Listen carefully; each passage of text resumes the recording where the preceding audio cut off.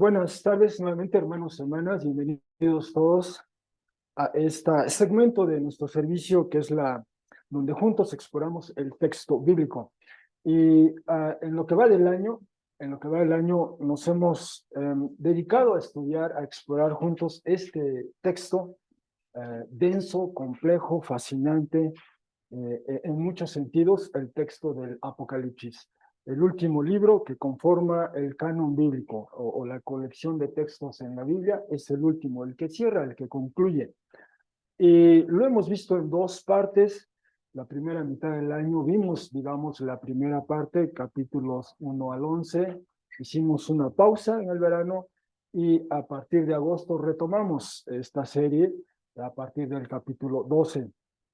Hoy veremos gran parte del capítulo 18, no lo veremos todo, nos faltarán los últimos 4 versículos, los dejamos para la siguiente sesión por la cuestión del tema. En un momento abordaré más de ello. Así que bajo este título de la gran ciudad juicio, desde la semana pasada estamos viendo este título de la gran ciudad, quisiera acercarme al texto de esta manera.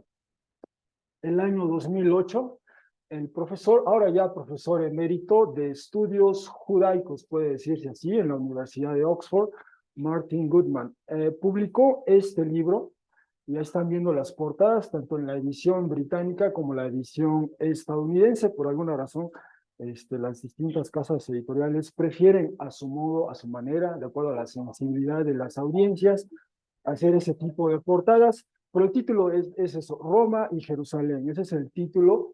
Y el subtítulo es uno que eh, generó, o más bien causó cierto eco, especialmente en aquellos familiarizados con un texto que lleva un título similar. Dice, el subtítulo es El choque de las civilizaciones antiguas. Y en la década de los 90, creo, se publicó un libro por un profesor de ciencias políticas en la Universidad de Oxford que se titula así El choque de civilizaciones, ¿no? Bueno, eso fue en la década de los 90. En el 2008, el profesor Goodman publica este libro, Roma y Jerusalén, el choque de civilizaciones antiguas. Y dice lo siguiente en su manera de introducción del texto que escribe este profesor. Dice, Roma y Jerusalén han existido por siglos en la imaginación occidental como los ideales opuestos de grandeza y santidad. Roma, la ciudad eterna, hace mucho que ha sido concebida como el epítome o la cúspide del poder magnificente impuesto a través del poderío militar y la fuerza de la ley, y como una advertencia de los peligros de la corrupción moral.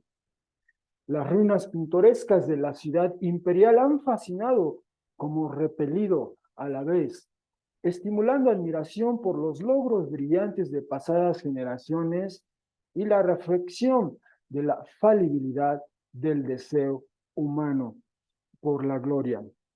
Tales imágenes retienen un lugar incluso hoy día en la literatura, arte y cine. En contraste, Jerusalén ha sido idealizada como un lugar santo de revelaciones, milagros e intensidad espiritual. Los orígenes de estas imágenes idealizadas recaen en la historia real de estas ciudades en tiempos de Jesús. Al comienzo del primer milenio después de Cristo, ambas ciudades se encontraban en la cúspide de su prosperidad y grandeza, cada una famosa a través del Mediterráneo y más allá. Eran dos ciudades cuyos habitantes entraron en contacto. Los romanos visitaron Jerusalén como soldados, como políticos, como turistas. Los judíos vinieron a Roma como proveedores, como esclavos o como buscadores de fortuna. Fueron dos ciudades con una cultura parcialmente compartida, desde el brillo de los edificios de ladrillo blanco ceremoniales en el verano a la aceptación del idioma griego como un lenguaje de prestigio de los eruditos y la influencia de la arquitectura y filosofía griegas. Eran dos ciudades que compartieron un mundo político auspiciado por amistades, alianzas, patrocinio. Pero fueron dos ciudades que, como le iba a ocurrir, llegaron a entrar en conflicto con terribles resultados. Bueno, con eso en mente, les invito ahora a leer el texto de Apocalipsis 18, y en un momento vuelvo al tema de la introducción. Apocalipsis 18, versículos 1 al 20, y ofrezco esta traducción, Apocalipsis 18, del 1 al 20.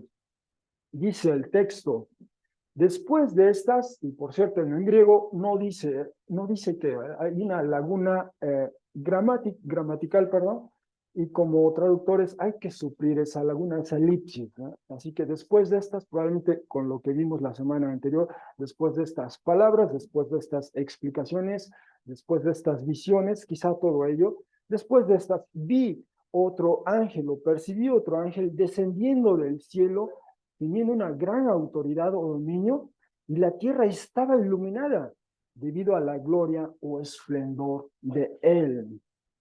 Y gritó o clamó con una voz fuerte o poderosa, diciendo: cayó o colapsó Babilonia la grande, y llegó a ser o llegó a convertirse un lugar de residencia de seres no terrenales inferiores, o de demonios, sería otra manera de decir eso, y una prisión o guarida de todo espíritu sucio, impuro o inmundo, y una prisión o jaula de toda ave sucia, impura o inmunda, y una prisión o guarida de todo animal silvestre, sucio, y que es detestable u odioso.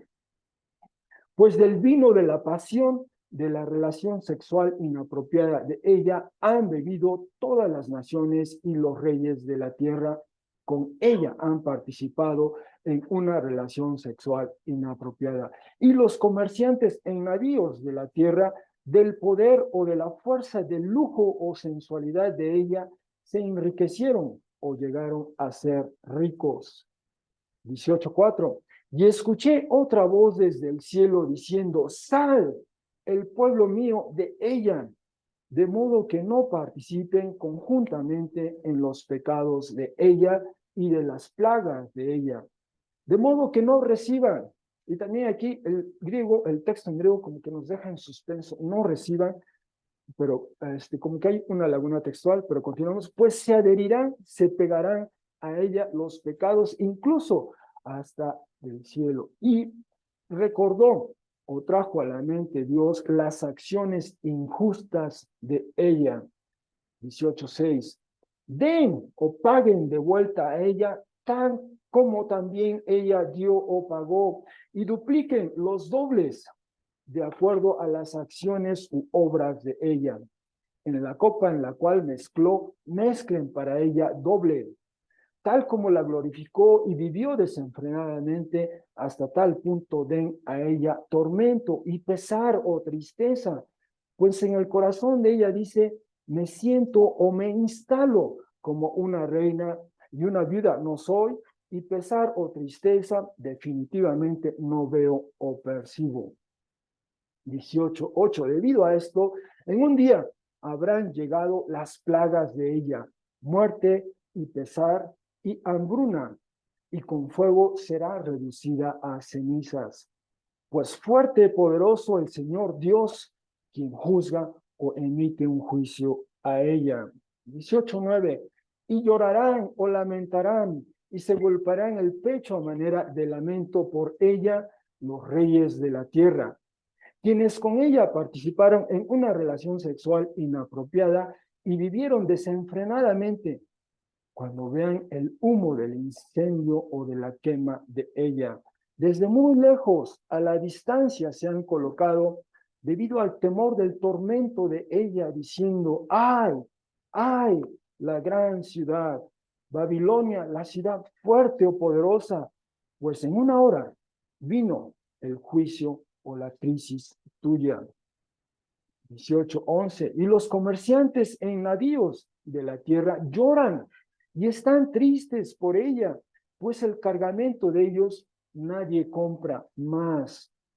18:12. Cargamento de oro y de plata y de piedra preciosa y de perlas y de prendas hechas de lino y de púrpura y de seda y escarlata, y todo árbol de citrón o toda madera de citrón, todo objeto o vasija hecho de marfil, todo objeto o vasija de árbol o madera muy preciosa, y de bronce, y de hierro, y de mármol, y canela, y amomo, e incienso aromático, y ungüento, y olíbano, y vino, y aceite de oliva, y harina fina de trigo, y bestias de carga, y ovejas, y de caballos, y de carruajes, y de cuerpos. Debo decir que el griego solo dice así, y de cuerpos, ¿no? Y volvemos en un momento más, voy a meterlo ya, cuerpos de esclavos.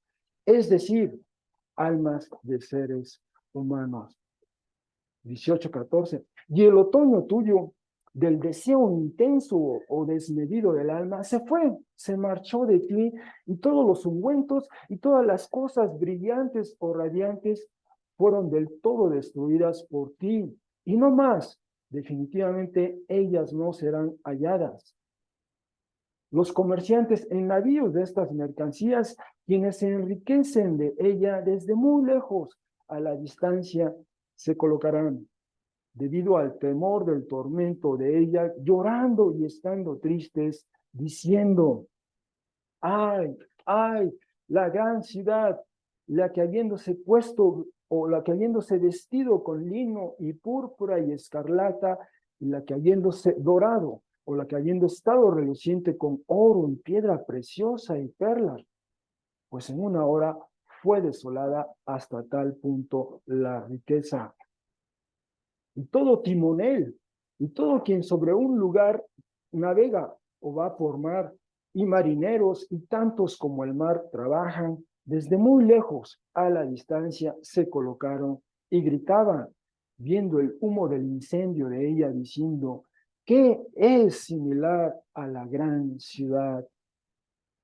18-19. Y echaron polvo en las cabezas de ellos y gritaban, llorando y estando tristes, diciendo: ay, ay, la gran ciudad. Con ella o por ella se enriquecieron todos quienes tienen las embarcaciones en el mar, a partir de la prosperidad o riqueza, pues en una hora fue desolada.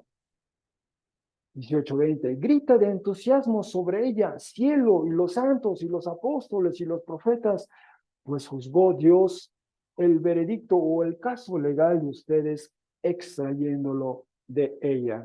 Bueno, hasta ahí nuestra lectura marcada por ese tono de lamento.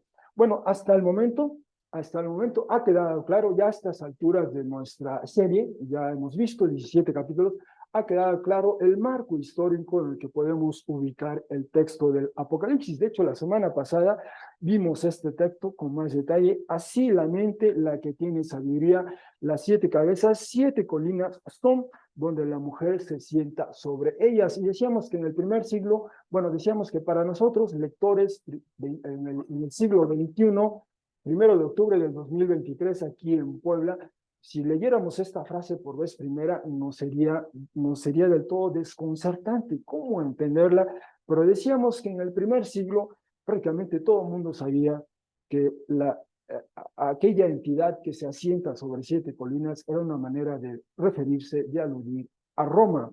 Y la evidencia, por ejemplo, esta moneda, evidencia numismática, como se dice, en el reverso de esta moneda vemos justamente, si se alcanza a apreciar la imagen, se ve aquí la silueta, por lo menos, una mujer reclinada sobre 7 colinas al pie de esa moneda dice Roma, e incluso en la parte inferior izquierda de esa moneda se alcanza a ver también en relieve una loba amamantando a 2 niños, a 2 bebés, que alude al mito fundacional de Roma, Rómulo y Remo, a quienes cuando crecen, bueno, digamos, la historia, la leyenda dice que en algún momento fueron abandonados a este río, la loba se acerca, los amamanta, después son criados, crecen y finalmente, después de vengar o de arreglar algunos asuntos, por ponerlos en términos, fundan la ciudad de Roma, ¿no? Esto está preservado en la literatura romana, ese mito fundacional. Bueno, allí está Roma, ¿eh? El texto de la poesía simplemente alude a ello, así como hay esta evidencia arqueológica, hay evidencia literaria era muy común referirse a Roma como esa mujer, es personificada como mujer, reclinada, asentada sobre 7 colinas. Bueno, ese era el referente, eso lo dice Apocalipsis 7:9, pero también vimos que ese es el mundo del Apocalipsis pertenece a ese primer siglo donde la entidad que imponía términos, condiciones en los alrededores del Mediterráneo era justamente Roma. Roma, al paso del tiempo, se funda y se extiende e impone condiciones en los alrededores. Ese es el mundo del Apocalipsis.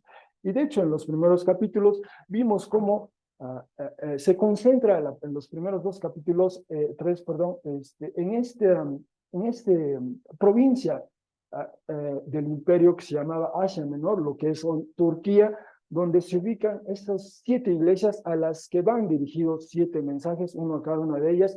Y decíamos cuando estudiamos en su momento el texto que había más de, hay evidencia en el Nuevo Testamento y en otras fuentes cristianas de la época tempranas para decir que había más de 7 congregaciones, pero el Apocalipsis se concentra en 7 de ellas.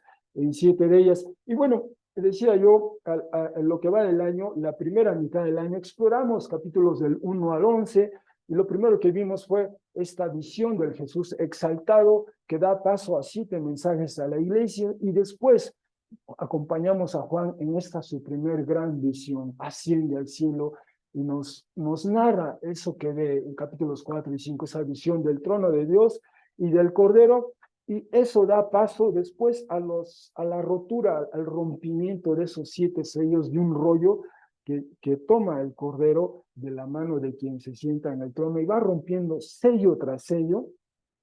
Y vimos que hay una suerte de digresión, paréntesis, para hablar digamos, quiénes son parte de ese pueblo, de esa comunidad, la comunidad del Cordero, digamos.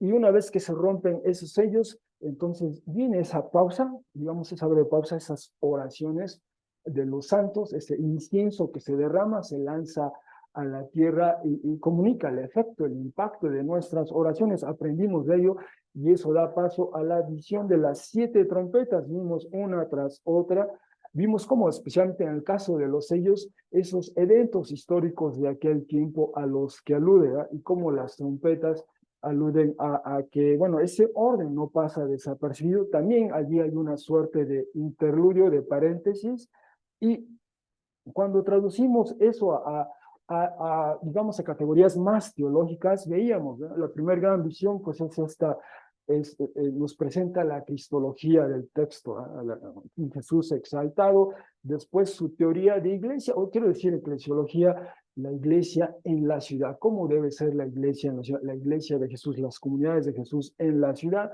Después, en esa gran visión, vemos esa liturgia cósmica y esa teología política, es un tema central en el texto del Apocalipsis. Después los 7 sellos nos presenta ese marco histórico, esos eventos uh, uh, a los que ha dado este imperio. Después vimos oración y liturgia y después el juicio y nuevamente teología política. Bueno, eso vimos en la primera mitad del año. Hicimos una pausa, retomamos con nuestra serie capítulo 12, y en el capítulo 12 nos encontramos con un tono distinto en el texto. En el texto nos habla de decíamos, es como estar decía Carla, en un planetario, ¿eh? En un planetario, ¿eh? Porque nos proyecta estos símbolos, estas señales en el cosmos, ¿no? En el cosmos, y ahí nos presenta una señal, otra señal, una tercera señal, todas ellas interrelacionadas, y nos da, nos permite como que dar un paso atrás y tener una perspectiva cósmica que de lo que está ocurriendo en el mundo de Dios. Veíamos, ¿no? Este primer símbolo de una mujer embarazada, y después aparece este monstruo, esta bestia, este dragón rojo que quiere devorar al bebé de esta mujer, pero nace el bebé y es llevado hacia Dios y hacia su trono, ¿no? De eso trata el capítulo 12. Y veíamos, en base a la evidencia, Antiguo Testamento y de ese entonces, que esta mujer simboliza esa comunidad mesiánica a través de la cual viene o adviene el Mesías, el bebé Mesías. Este bebé Mesías que solo en unas cuantas palabras comprime, resume toda la trayectoria cristológica de él, de la cual nos habla todo el Nuevo Testamento, ¿verdad? Nace y después ejerce su ministerio. Después ese ministerio le lleva a ser crucificado, muerto, sepultado, resucitado, ascendido, exaltado. Todo eso lo comprime Apocalipsis en un solo versículo, 12:5, lo resume todo. Y entonces vemos cómo al mismo tiempo este monstruo, esta bestia, a la expectativa que quiere devorar ese bebé, es frustrado, no se cumple su intención y es echado del cielo a la tierra, y esa caída continúa. La retoma Apocalipsis 20, en su momento lo veremos con más detalle, y en esa caída es aprendido, es atado, es aprisionado. Pero mientras eso, se abre este arco narrativo que hemos estado explorando, siguiendo Apocalipsis 13, 14, 15, 16 y 17, y en 13, especialmente en el 13, emerge un monstruo del mar y emerge otro monstruo de la tierra. Y decíamos ya que en términos históricos esto alude a esta entidad político, militar, económica, el Imperio Romano, y luego el famoso culto al emperador, el culto a la autoridad. Y ese orden que auspicia, que patrocina el dragón en esa época, en el capítulo 14 vemos, es confrontado, es contrastado con este símbolo de la montaña de Sión, en cuya cima se encuentra este cordero o este león cordero, ¿verdad? Y en su momento vimos todas las alusiones, todos los referentes de la montaña de Sión. De hecho, en el texto que leyó para nosotros Edgar, de Jeremías 51, al final había una alusión a Sión. De Sión, entre otras cosas, emana el juicio hacia esta gran ciudad. Y bueno, después vimos 15, 16, esta serie de 7 boles o tazones, y que han dado paso a esta elaboración del juicio sobre la gran ciudad. Tenemos esta forma de autoridad, esta forma de liturgia o ideología que sustenta esta gran ciudad, que es lo que hemos estado viendo en la semana pasada. La semana pasada, con más detalle, vimos el capítulo 17. El término gran ciudad ya había aparecido en capítulo 14, pero en el 17, la semana pasada, vimos cómo se presenta, se personifica como una mujer a esta gran ciudad.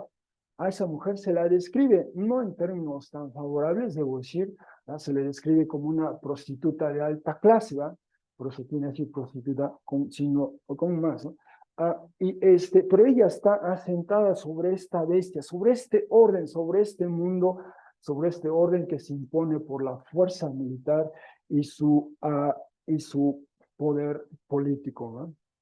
Sobre ese se sustenta esta comunidad que rige, que impone términos y condiciones en el mundo. Bueno, ese ha sido un recuento express de lo que hemos visto hasta ahora, para beneficio especialmente de quienes nos están visitando por primera vez y puedan sentirse un poquito más ubicados en lo que veremos hoy.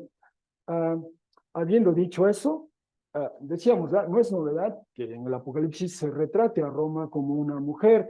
Y por cierto, decíamos que el término, perdón si regreso acá, Babilonia como nombre código de Roma, lo vimos la semana pasada. ¿Por qué?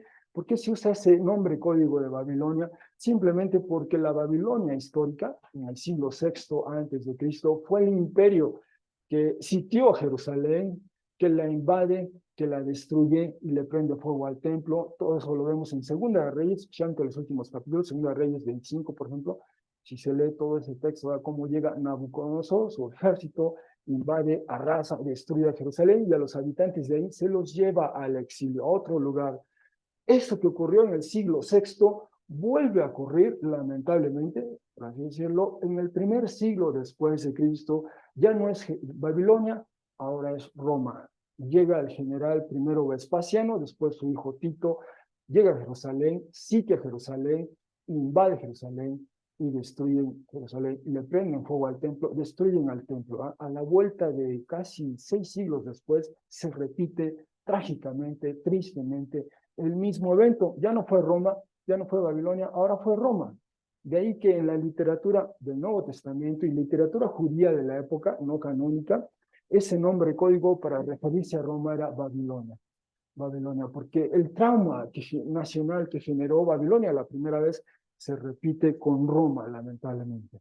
Entonces, de ahí el nombre código de Babilonia. Y decíamos, Vimos la semana pasada cómo nos presenta esta visión de esta mujer y después viene la interpretación angelical de esa visión y entre otras cosas nos habla, ¿verdad?, que es Roma, que se trata de Roma y además de este orden que ha emergido con Roma misma, ¿verdad?, este imperio y esta sucesión, nos decía, hay 7 reyes, ¿ya? 5 ya fueron, uno es, el otro está por ser, ese lenguaje un tanto cifrado y veíamos que viene toda esta sucesión de emperadores a partir de Octavio Augusto, Tiberio, Gayo Calígula, Claudio Nerón. Cuando Nerón se suicida, desencadena ese año de inestabilidad política, el año asiago de Roma, donde 4 emperadores, uno tras otro, hasta que finalmente se estabiliza con Vespasiano, pero los 3 primeros, mató al anterior, mató al anterior, mató al anterior, ¿ya? En el lapso de un año transcurrido, ese fue el año asiago de inestabilidad, zozobra, incertidumbre en Roma y por lo tanto en todo el imperio. Y eso quedó marcado, registrado en los textos romanos. Y también concluíamos, esa visión nos decía que Roma rige, tiene su reino sobre los reyes de la tierra, y decíamos que en este mapa, aquí se alcanza a apreciar, así es como se veía el mundo en el primer siglo, después de Cristo, antes de Cristo y después de Cristo. En realidad estamos viendo, sería Europa, África, Medio Oriente y Asia o sureste asiático, ¿verdad? Pero se ve todo, en ese tiempo creían, ¿verdad?, que había un mar que lo rodeaba todo, era el mar grande, el mar externo, y había un mar interno. Ese mar interno era lo que llamamos el Mediterráneo, y le llamaban nuestro mar, ¿no?, nuestro mar, así decían los romanos, este es nuestro mar, el mar interno y el mar externo, ¿verdad? Y entonces andar en la periferia, en las afueras, era peligroso, quizá, peligroso. Pero era, así veían Roma, bueno, veíamos un texto, Roma es todo el mundo, decían, llegaron a afirmar, ¿sabes? Roma es todo el mundo. Este era el mundo para ellos, ¿verdad?, su perspectiva del mundo de entonces. Bueno, volvamos hoy a nuestro texto, pero antes de iniciar quisiera llamar su atención a esta observación que hace otro profesor, Richard Buckman. Ahora él es profesor emérito en la Universidad de Cambridge, y dice lo siguiente sobre este texto, sobre el capítulo que vamos a ver hoy. El Apocalipsis es uno de los ataques más feroces sobre Roma y una de las piezas más efectivas de literatura de resistencia política del periodo temprano del Imperio Romano. Su consistente crítica de todo el sistema de poder romano incluye un importante elemento de crítica económica.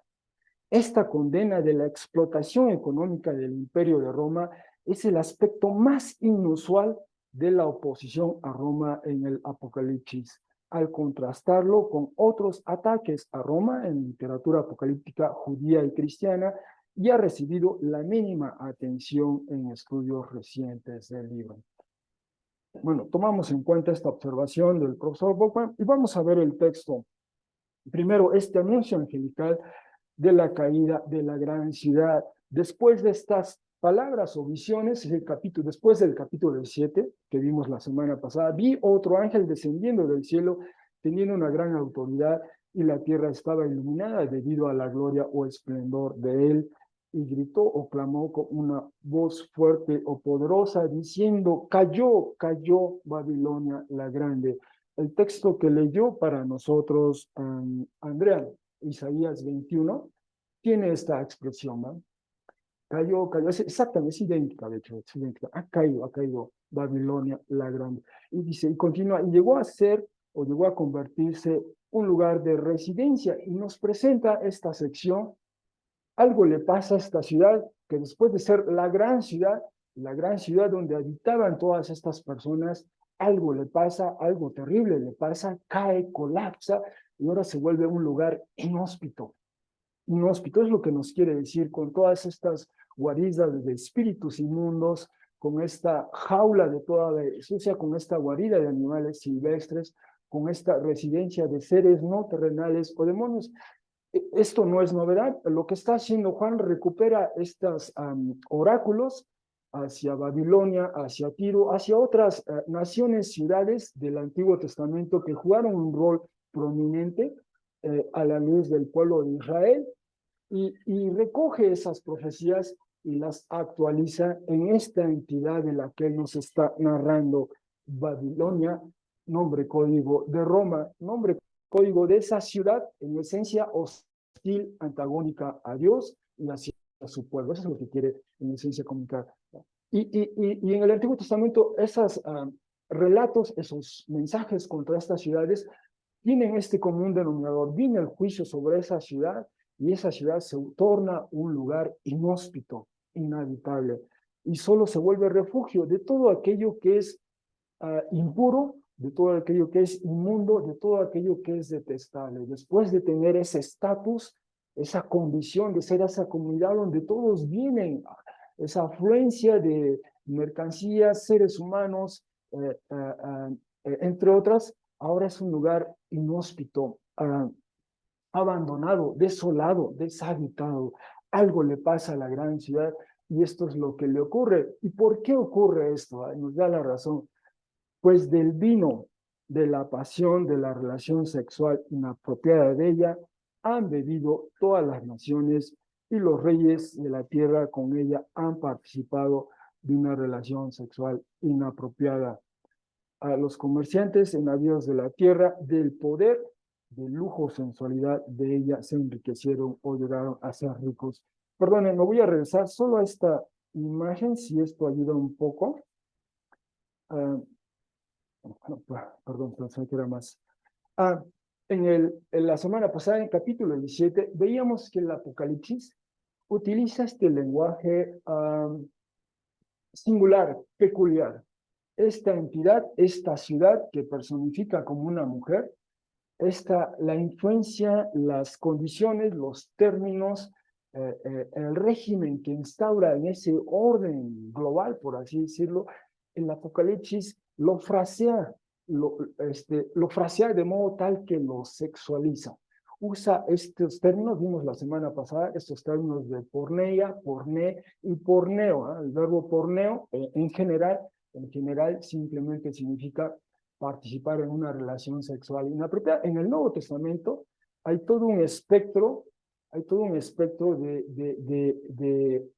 de connotaciones o de cómo entender esa práctica sexual inapropiada. Si se tiene como referente Génesis 1, que es el que tiene como referente el Nuevo Testamento, ahí tenemos la relación hombre-mujer, es en ese marco donde se ejerce y se disfruta la relación sexual, hombre-mujer, en este marco matrimonial, si se quiere.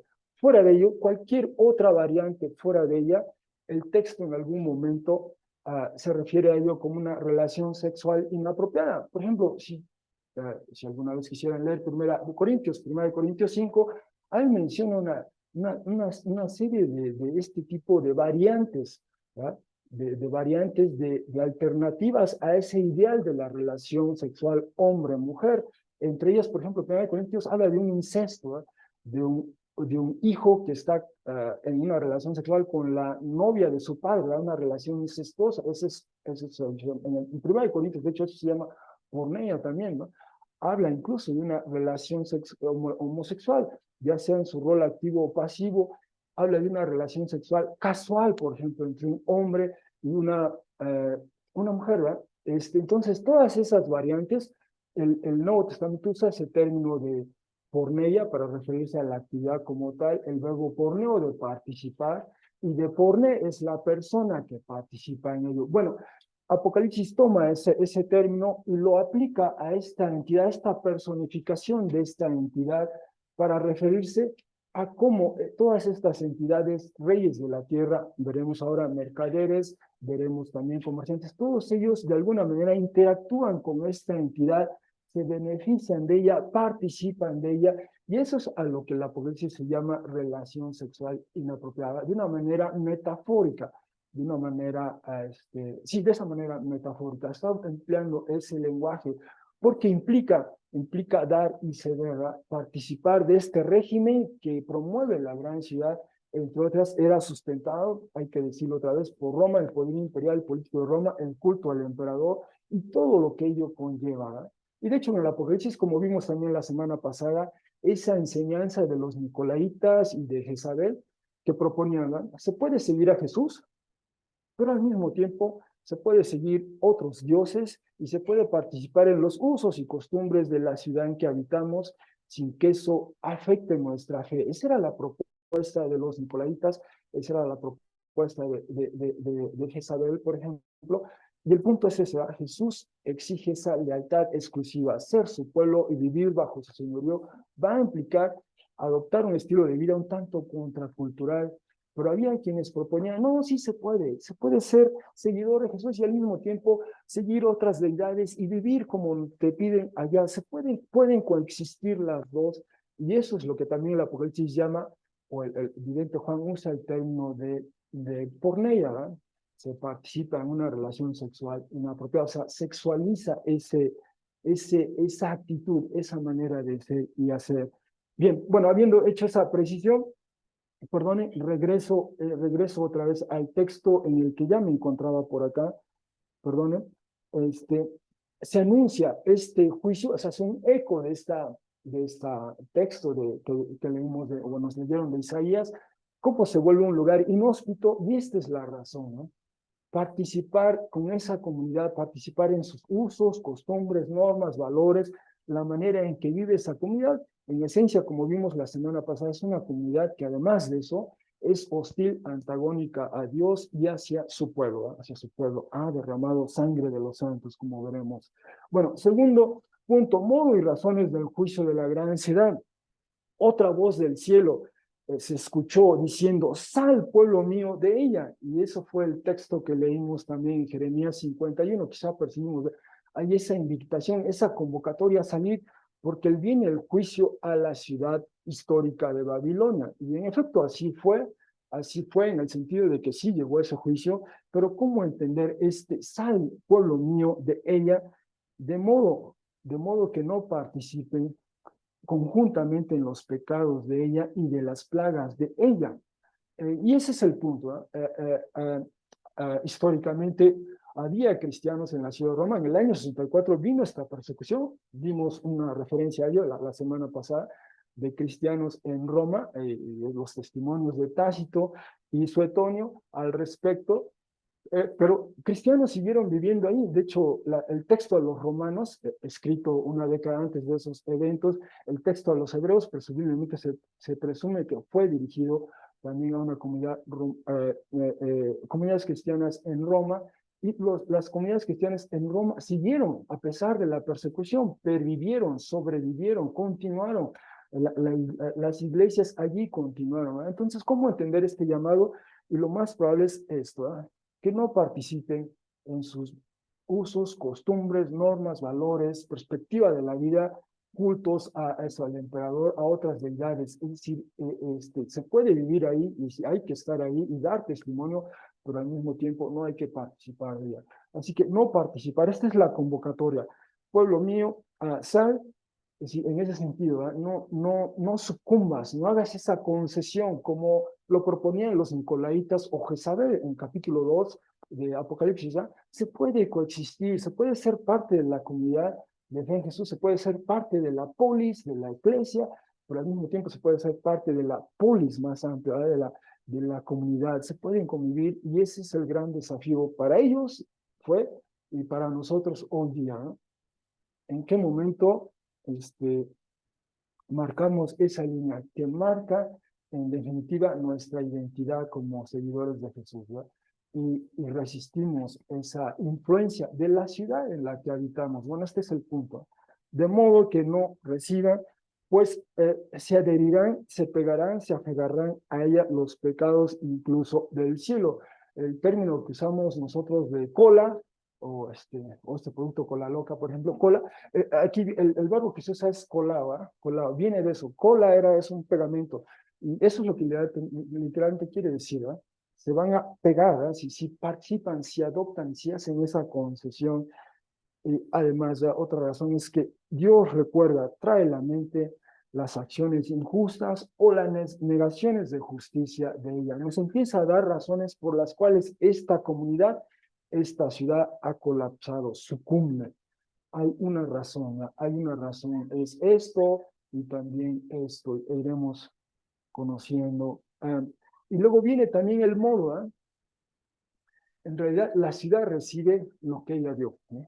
O es como esa, sí, es en eso. Den, paguen de vuelta a ella como también ella dio. Dupliquen los dobles. Aquí hay una suerte de redundancia, pero literalmente así dice en griego. ¿Eh? Dupliquen los dobles de acuerdo a las acciones u obras de ellas. Como decir, doblen la apuesta, ¿eh? En ese sentido. En la copa en la cual mezcló, mezclen para ella doble, ¿eh? Doble. Es proporcional, es decir, lo que ella hizo, bueno, eso que hizo va a ser retribuido hacia ella, va a ser dado a ella, tal como la glorificó y vivió desenfrenadamente.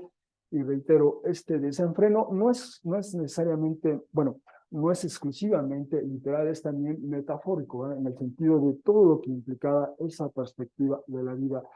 Hasta tal punto den a ella tormento y pesar y tristeza, pues en el corazón de ella dice, y también este texto bueno, perdón, este texto aparece en Isaías 51. Me siento, me instalo como una reina y una viuda no soy, y pesar y tristeza definitivamente no veo o no percibo. ¿Eh?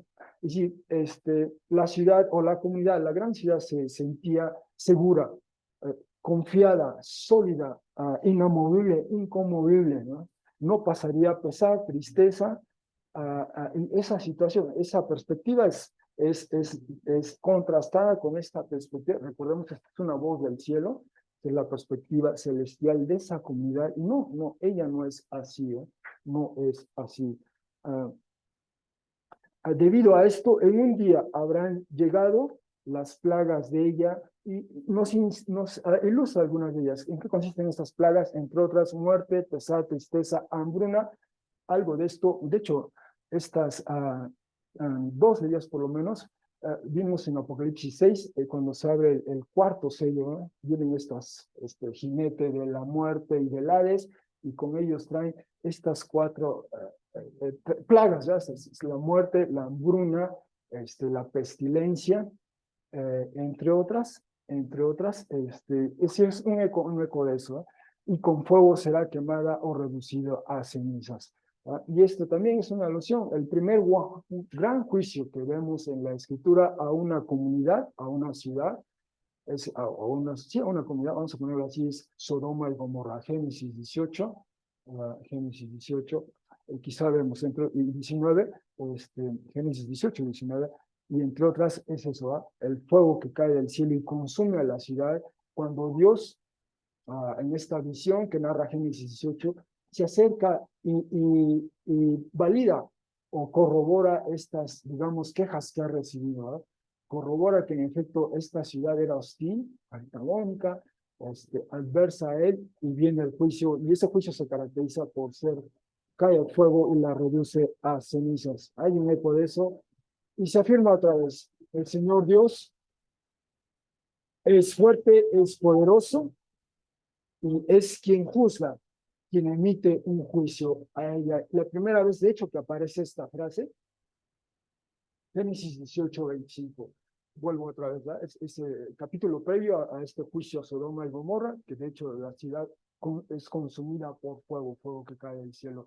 En ese diálogo que tiene Abraham con Yahvé Dios, cuando se entera Abraham qué es lo que va a hacer Dios, que va camino hacia Sodoma y Gomorra, va a ejecutar su juicio, le plantea a Abraham, a Yahvé Dios, quien juzga con justicia a la tierra, no será justo, no hará justicia, y es un eco. Desde entonces, ese es el referente.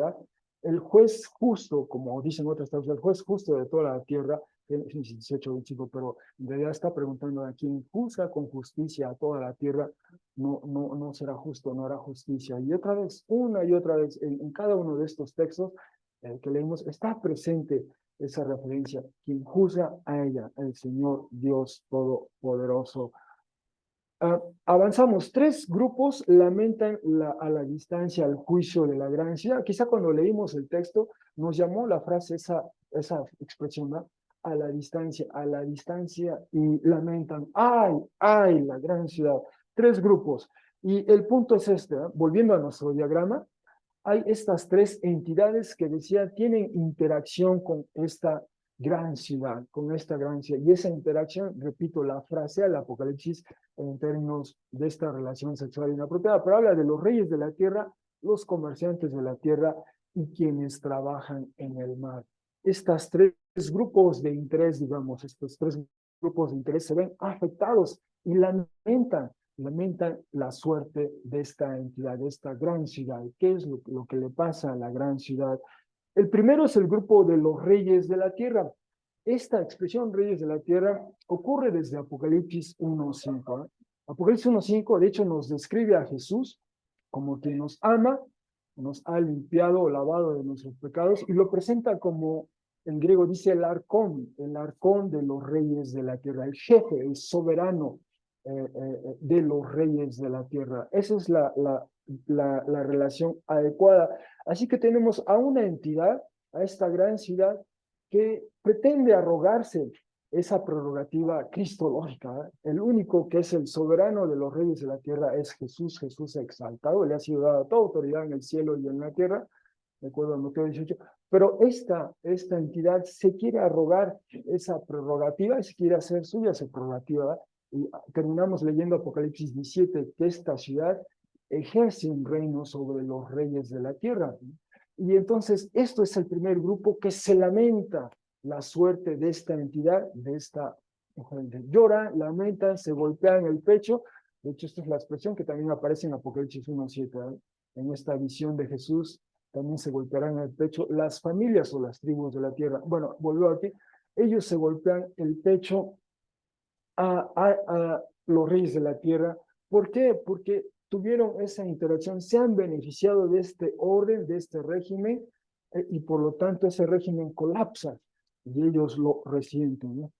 Participaron de ese régimen, se beneficiaron de ese régimen, y dice cuando vean el humo o el incendio que queda de ella.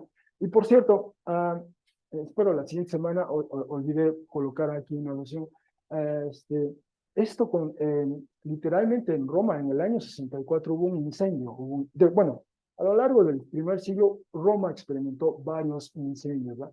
Uno de ellos, el que se dio en el año 64 en particular, devino o la implicación de ello fue la primera persecución de Roma hacia los cristianos. Y esto documentado por fuentes romanas.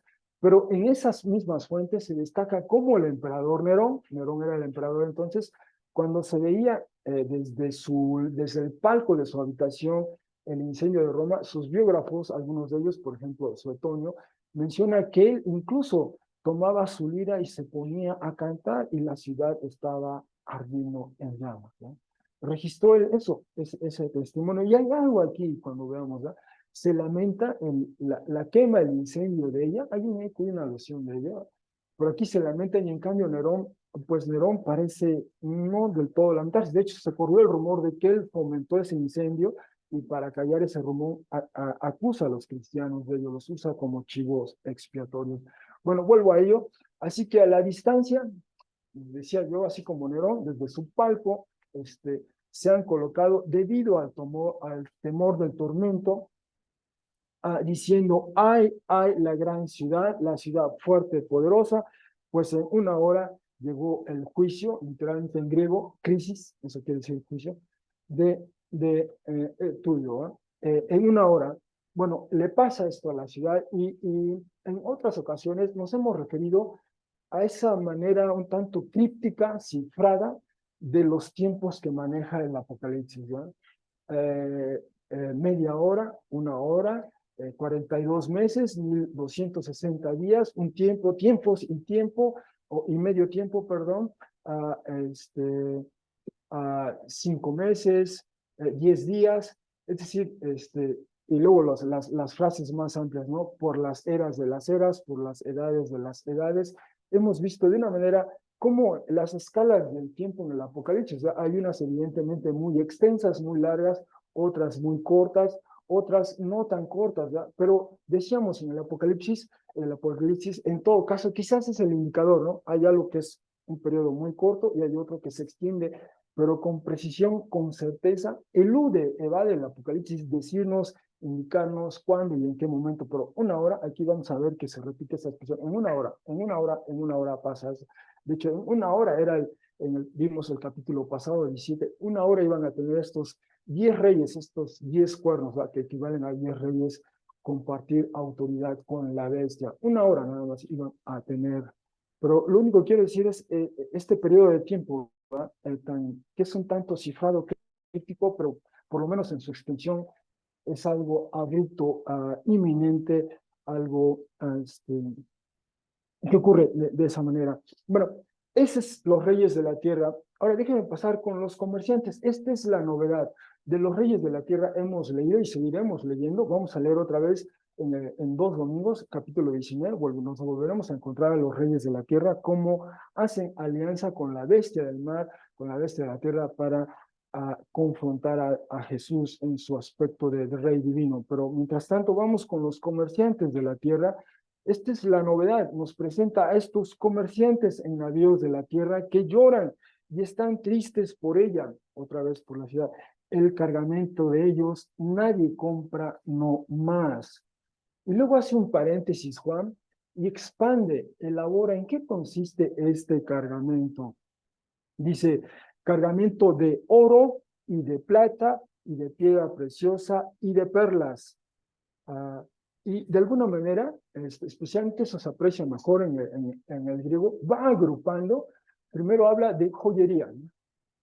De hecho, en el capítulo 17, cuando nos describe la visión de la mujer, lo primero que nos describe es cómo está vestida, nos habla de sus prendas y de la joyería que ella porta. Lo primero que menciona es justamente eso, la joyería, oro, plata, piedra preciosa, perlas. Después viene las prendas, la ropa, prendas hechas de lino, de púrpura, de seda, de escarlatas. Después pasa a mencionar estos objetos hechos de diverso material, por ejemplo, todo árbol de citrón o toda madera de citrón, si se quiere, ¿eh? Toda madera de citrón, todo objeto o vasija hecho de marfil, literalmente sería todo objeto elefantino, así es en griego, ¿eh? Pero nosotros aquí ahora usamos el término marfil, y el marfil en realidad es un vocablo árabe, herencia de la presencia árabe en España, ¿eh? Y entonces es un hueso, un cuerno de marfil, un cuerno, perdón, sí, de marfil, pero así es como decimos nosotros ahora, marfil, pero en realidad es elefantino lo que quería decir, ¿va? En griego se diría así, todo objeto elefantino, y quiere decir a estos colmillos, decimos, ¿no? Los colmillos de los elefantes, pero no únicamente de ellos, ¿verdad? Pero todo lo que tiene que ver con el material de marfil. Bueno, todo objeto o vasija de madera muy preciosa, de bronce, de hierro, de mármol. Entonces, aquí está la lista: joyería, ropa, objetos hechos de algún material, y después pasamos a alguna suerte de especias como la canela y el amomo, especias exóticas, si se quiere, para el mundo de aquella época, o por lo menos para Roma. Después de ello pasamos al segmento de los perfumes, de los, sí, incienso aromático, ungüento, perfume y olíbano, perfúmenes y incienso, esa es la otra gran categoría. Después pasamos a la categoría de los alimentos hasta cierto punto básicos, pero también de lujo, por ejemplo, vino, aceite de oliva, harina fina de trigo. El término que utilizas aquí en griego es en realidad se refiere a una harina muy fina, no sé cuál sería el equivalente aquí, pero sería la más fina si es que la hay, si es que la encontramos. Y luego el trigo era como el equivalente para la dieta, por lo menos aquí en México, la dieta mexicana es el maíz, digamos, para los romanos, para ese mundo de entonces, lo que es hoy día Europa, el mundo occidental, es el trigo, ¿eh? El trigo sí, lo sigue siendo. Después viene esta otra categoría de bestias de carga y ovejas, los animales que se usaban justamente para animales domésticos, para ese tipo de trabajos, el ganado, y después viene la categoría de, ¿qué tiene que ver? Esto tiene que ver, por lo menos estas primeras dos, caballos y de carruajes, es en alusión digamos, a lo que llamaríamos Fórmula 1, ¿verdad? En aquel tiempo, pues estas carreras de caballos, cuadrigas, por ejemplo, eran los espectáculos de entonces, entre otras cosas. Esto tiene que ver con entretenimiento, entretenimiento. Esa es la categoría, por ponerlo en esos términos. ¿eh? Pero además en esta categoría viene, dice, solo en griego dice así, y cuerpos, ¿ya? De cuerpos. Y la asunción, la presunción es que se refiere a esclavos, ¿verdad? Y si hay algo que distingue al mundo clásico de entonces es la esclavitud. La esclavitud sostenía ese orden económico, político y militar, pero era sustentado en la esclavitud. Desde luego, se hacían de esclavos cuando, de hecho, en parte eso lo promovía el imperio en la medida que se expandía el imperio a los lugares donde se asentaba, donde se imponía, donde conquistaba, entre otras. De ahí, al someter a esos pueblos, de ahí extraía esclavos, prisioneros de guerra, por ponerlo en esos términos, ¿no? Eran prisioneros de guerra y entonces se incorporaban al mercado de esclavos. Esa era una manera. Otra manera era como, pues lamentablemente ocurre ya por alguna condición de pobreza, alguien pues tenía que venderse a sí mismo, sea hombre, mujer, niño, y pasaba a ser aparte del mercado de esclavos, ¿verdad? Alguna deuda quizás financiera. Otra circunstancia muy común era lo que llaman los niños abandonados, ¿no?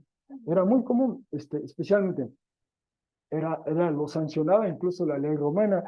Se tenía un bebé en la familia, el pater familias, digamos, el señor de la casa, podía ver al bebé, le gusta, no le gusta, bueno, me lo quedo, lo crío, no me gusta, entonces simplemente esa práctica, incluso era griega, antes que los romanos, lo abandonaban en algún lugar, ¿verdad? Y entonces, allí abandonado el bebé o la bebé, alguien se acercaba y podía recogerlo, ¿verdad? Podía adoptarlo, pero con la intención de criarlo por unos años y después venderlo como esclavo, ¿verdad? Y eso ocurría lamentablemente, ¿verdad? Otros, sí, quizá, de hecho, empezó a ser eso fue algo distintivo, ¿verdad? Emergen las comunidades cristianas a lo largo del imperio y algo que distinguió fue eso, ¿verdad? Entre otras, acoger a esos bebés abandonados, criarlos, educarlos y adoptarlos, ¿verdad? O sea, no venderlos, no esclavizarlos, ¿no? Pero la sociedad podía hacer eso, hacían eso. Y esa era otra fuente a través de la cual se hacían de cuerpos, como dice el texto de Apocalipsis, ¿ya? Entonces, la esclavitud, ese era el punto. Entonces aquí tenemos entretenimiento, esclavitud, pero viene esta nota del vidente Juan. Estos cuerpos, y él precisa, es decir, literalmente dice así, almas de seres humanos, ¿no? Esa es la crítica implícita, tácita a este orden, pero en particular a este último, ¿no? Esos cuerpos son seres humanos, ¿no? Diría Juan, si hubiera elaborado Juan, seres humanos creados a imagen y semejanza de Dios. No son una mercancía, no son algo que vamos a explotar, beneficiarnos de ellos, son seres humanos a imagen y semejanza de Dios, ¿no? Pero esto justamente es eso sobre lo que descansa este orden, el orden de la gran ciudad, que consume, que explota, que se entretiene, pero esto depende de esto, ¿verdad? Está cimentado en esa realidad, en esa realidad. Y estos son los que lamentan, ¿no? ¿Quién nos va a comprar nuestro cargamento? ¿Quién va a comprar a estos seres humanos, estos niños, niñas, jóvenes, adolescentes, adultos, ¿no? Había de todo eso. Es parte de ese orden. Ah, de hecho, todas esas mercancías, si incluimos, provenían de muchas provincias al interior del Imperio Romano. Algo de la joyería oro-plata, bueno, provenían de la provincia de, bueno, Hispania, o como aquí se dividió después, Terracontes y luego Lituania,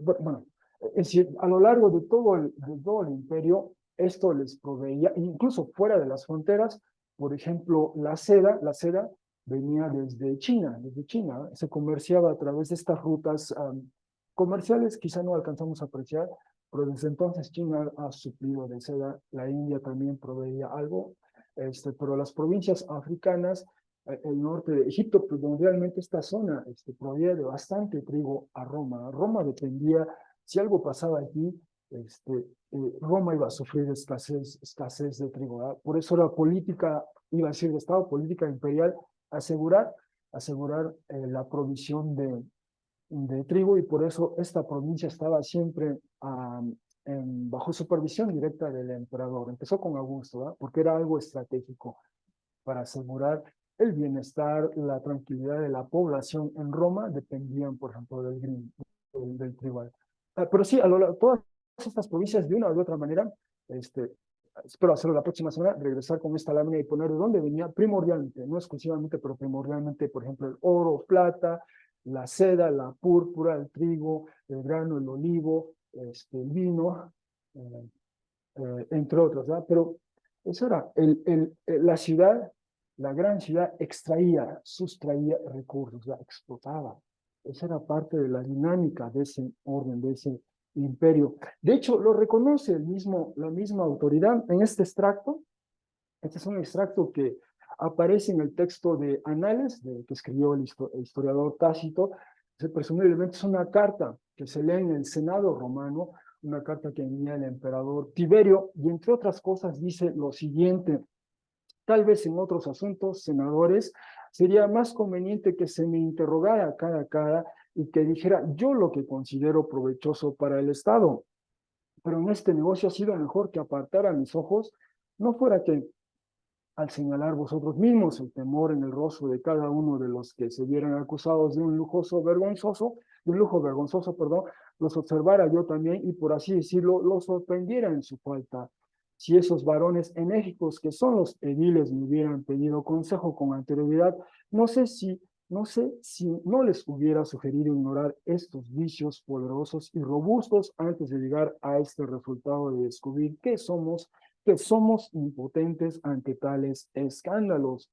Pero ellos ciertamente han cumplido con su deber, como yo quisiera que los demás magistrados cumplieran sus cometidos. Más a mí no me parece ni honesto callar, ni viable pronunciarme, porque no desempeño el papel de un edil, ni de un pretor, ni de un cónsul, de un príncipe que se exige algo mayor y más excelso. Y si cada cual, es decir, un príncipe, en este caso un emperador, y si cada cual saca de las cosas que ha hecho bien la correspondiente gloria, todos pueden pecar, pero solo aquel cargará con el odio que de ello derive. Pues, ¿qué será lo primero que debo prohibir y hacer volver a la costumbre antigua? Las infinitas extensiones de las villas, y empieza esa crítica velada, es decir, esas posesiones, esas casas, esas villas amplias, extensas, la cantidad de plata y oro, los bronces y los cuadros maravillosos, los vestidos comunes a hombres y mujeres y aquellos otros específicos de las mujeres, a causa de los cuales, por razón de sus pedrerías, pasan nuestros caudales a pueblos extranjeros o enemigos. Es simplemente, es decir, todo lo que cuesta esto que se va a las provincias, ¿verdad? Hay que pagar por ello, ¿verdad? Y es un lujo que hay que pagar. Por ahí está, él menciona, entre otras cosas, esclavos, joyería, prendas, objetos, ¿verdad? Un poco parecido a la lista que elabora Juan en Apocalipsis 18. Pero ese es un aspecto. Hubo voces que realmente señalaron el punto, ¿eh? Que dieron el punto. Por ejemplo, estaba por Roma hacerse de lo que hoy sería el Reino Unido, ¿eh? De la provincia de Britania, como se llegó a llamar, y nos dice de nueva cuenta Tácito, ahora en su obra agrícola, dice, cuando un jefe de una tribu allí digamos, hoy Inglaterra, un jefe llamado Calgaco, perdón, que sobresalía entre los demás por su valor y linaje, se dice que habló de esta manera ante la multitud congregada que pedía combatir a los romanos, que decía, cada vez que contemplo los motivos de esta guerra y nuestra crítica situación, tengo la firme convicción de que el día de hoy y vuestra unión será el comienzo de la liberación de toda Britania. En efecto, os habéis reunido todos los que estáis exentos de la esclavitud. No queda ya terreno para retroceder ni mar seguro mientras tengamos la amenaza de la flota romana. En tales circunstancias, el combate y las armas, que son honor para los valientes, resultan asimismo la defensa más eficaz para los cobardes. Los que lucharan antes que nosotros contra los romanos, con suerte diversa, tenían la esperanza de socorro en nuestras manos, porque siendo los más nobles de toda Britania y habitando por ello lugares reservados, no vemos las costas de los esclavos y tenemos hasta los ojos sin profanar por el contagio de la opresión. A nosotros, los últimos habitantes de la tierra y de la libertad, nos ha defendido hasta el presente el mismo alejamiento y hallarnos a cubierto de la fama. Ahora el confín de Britania está abierto y todo lo desconocido se piensa que es magnífico, pero tras nosotros no existe raza humana, sino olas y rocas y más hostiles que estas, los romanos, y aquí comienza, ¿eh? Cuya soberbia en vano se evita con la obediencia y el sometimiento, saqueadores del mundo. Cuando les faltan tierras para su sistemático pillaje, dirigen sus ojos escrutadores al mar. Si el enemigo es rico, se muestran codiciosos. Si es pobre, despóticos. Ni el oriente ni el occidente han conseguido saciarlos.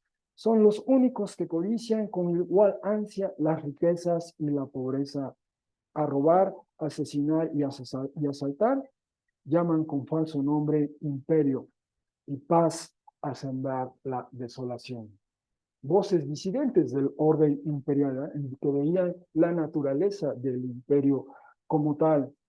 Bueno, continuemos con nuestro texto 18:14. Y el otoño tuyo, el deseo intenso del alma se fue, se marchó, o sea, continúa elaborando sobre este juicio. Algo le pasa a esta ciudad, se va de ella este deseo intenso y los ungüentos y las cosas brillantes también del todo fueron destruidas. Dice, por ti y no más definitivamente serán halladas.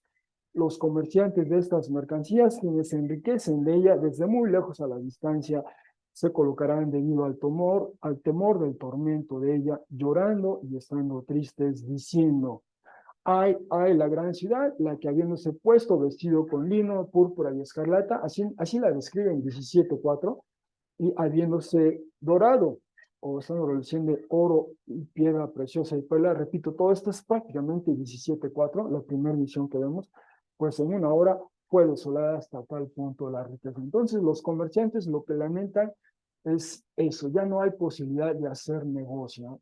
Ese negocio basado en esta explotación, este consumerismo tan intenso de esta comunidad.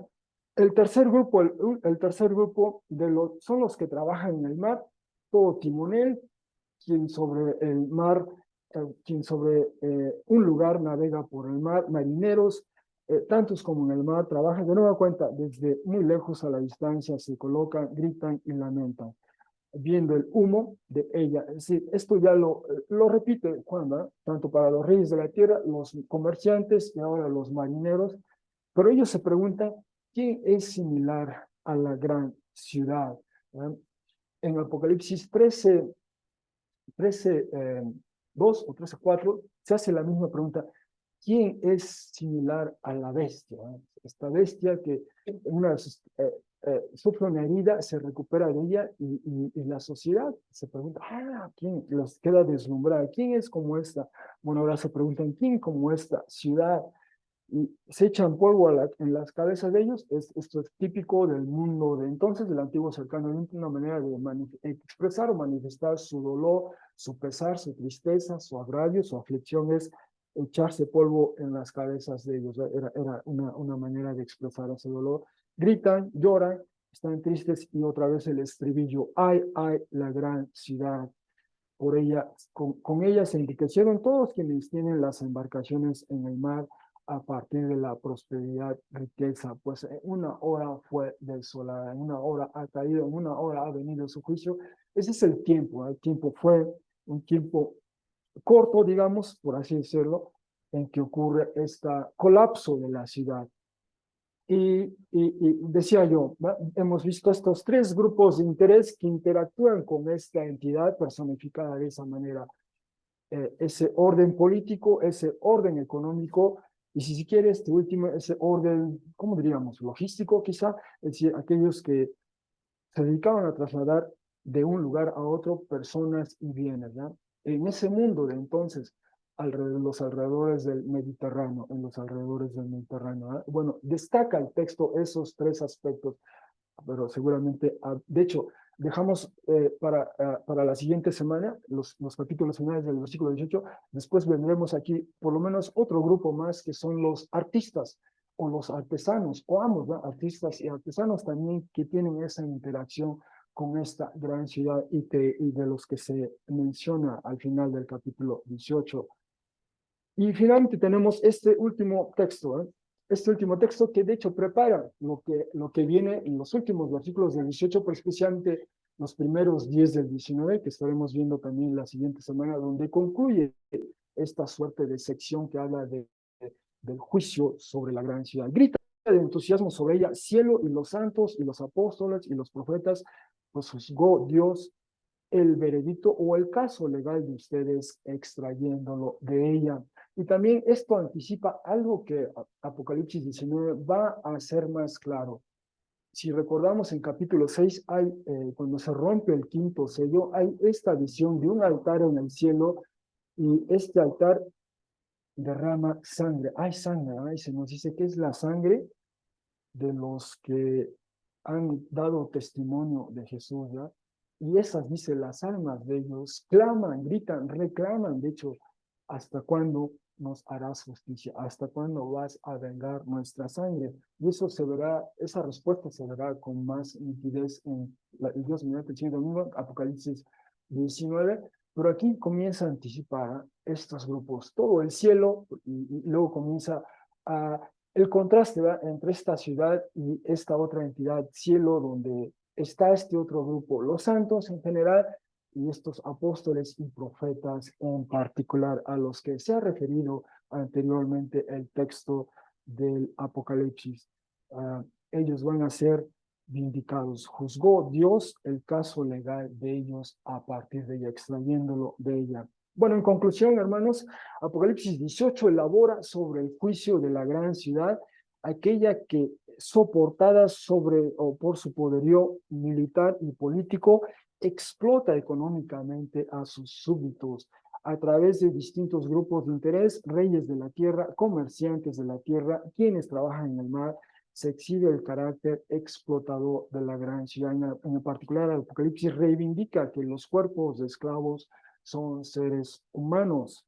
En suma, la gran ciudad corrompe la vocación original del ser humano de cuidar de la creación de Dios, ¿no? Implícitamente se puede percibir esa crítica velada a ese orden. Génesis 1, 26 al 30, digamos, Dios crea al ser humano a su imagen y semejanza, en su modalidad hombre y mujer. Hay esta vocación conjunta de cuidar de la creación, de regir sobre la tierra, enseñorearse sobre los animales, de hacer comunidad, de procrear.